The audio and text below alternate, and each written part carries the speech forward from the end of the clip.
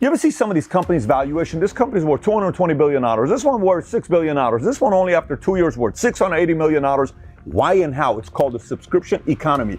According to a Forbes article, it says two companies, same top line revenue, 100 million, 100 million. This one has to go chase for its revenue every single month. They got to go sell again. But this one, it's subscription. Every month, people are paying $49.99.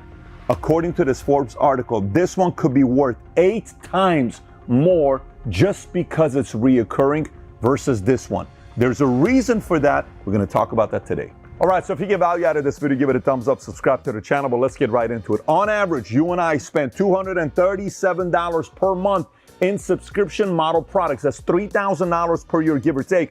And according to McKinsey & Company, subscription model products in the last 7 years have increased 350%. But the question becomes, has this always been around since the 20s, maybe the 50s, or maybe 90s? Nope, it started in the 2000s. Let me explain to you what's happened to some of these numbers since 2000. According to a report McKinsey & Company did in 2000, only 1% of companies offered a subscription service. So if you look at this, 2000 was 1%, 2005 went to 5%, 2010, 10%, 2015, 20%, 2020, 35%. It's estimated to be at 50% by 2025. Now watch, according to a report by the Conference Board, the average consumer has 2.2 subscription in 2000, and look how it's gone up. In 2005, 3.4, 2010, 4.3, in 2015, 5.5, then 6.7, in 2023, 10.6. That means you and I have roughly 11 different things we subscribe for on a monthly basis that helps increase the valuation of these companies. Now, you may be watching and saying, but Pat, when I think about subscription, I only think about Netflix, Spotify, or Amazon.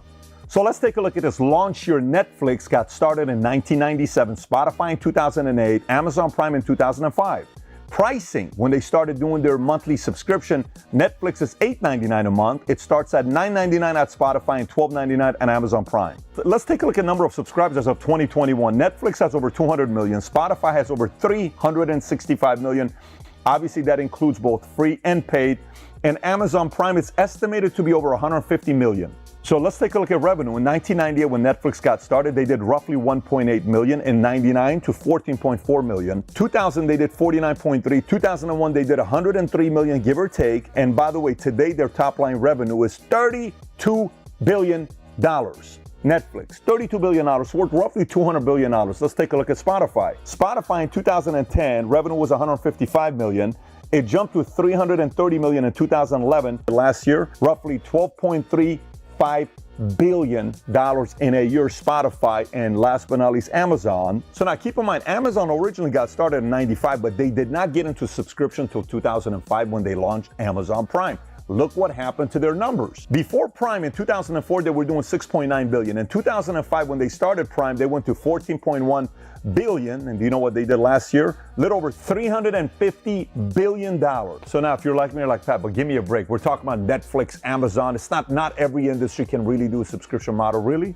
Let's take a look at other industries. Here's some industries. Software, we got Adobe Creative Cloud and Microsoft 365. Beauty, we have Birchbox and Ipsy. Fashion, we have Stitch Fix and Rent the Runway. You can literally rent the dress they're wearing, Hollywood, $3,000 dress for $100 a day. Or you can ask them to send you clothes every single month. You give them the size, your flavor, what you like, $300 a month.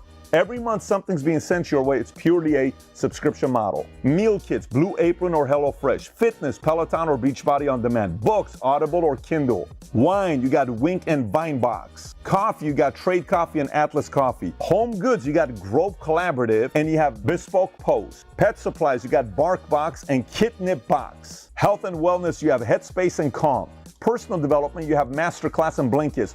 Language learning, you have Rosetta Stone and Duolingo Plus. Crafts and do-it-yourself, you have Craftsy and Crafter's Box. Education, you have Udemy and Coursera. And by the way, I've been in the insurance space for a long time. Why do you think these businesses are worth as much as they do? Because insurance is what? Reoccurring. Auto insurance, reoccurring. Health insurance, reoccurring. So now what are the advantages of having a subscription model as a company? Number one, you have recurring revenue. Number two, scalability. Number three, customer retention. Number four, enhanced customer engagement. 5, improved brand image. 6, rapid growth. 7, diverse industry presence. 8, data-driven insights. 9, flexibility and scalability. 10, innovative pricing structure. 11, market disruption. 12, expansion into B2B space. And just like any other business, if you don't take care of your customers, they're going to go somewhere else, which means you're dealing with the downfall of churn. You got to keep showing up. Competition, you got to keep getting better. Compliance, you got to make sure you meet those guidelines. So now you may be watching and say, Pat, I'm not Netflix, I'm not Amazon, I'm not Spotify. What do I do about this? Look, the whole purpose of this video is to get you thinking. For you to say, you know what can I do with this material? Maybe talk to your wife, talk to your business partner, talk to your peers, and say, how can we make this thing more recurring?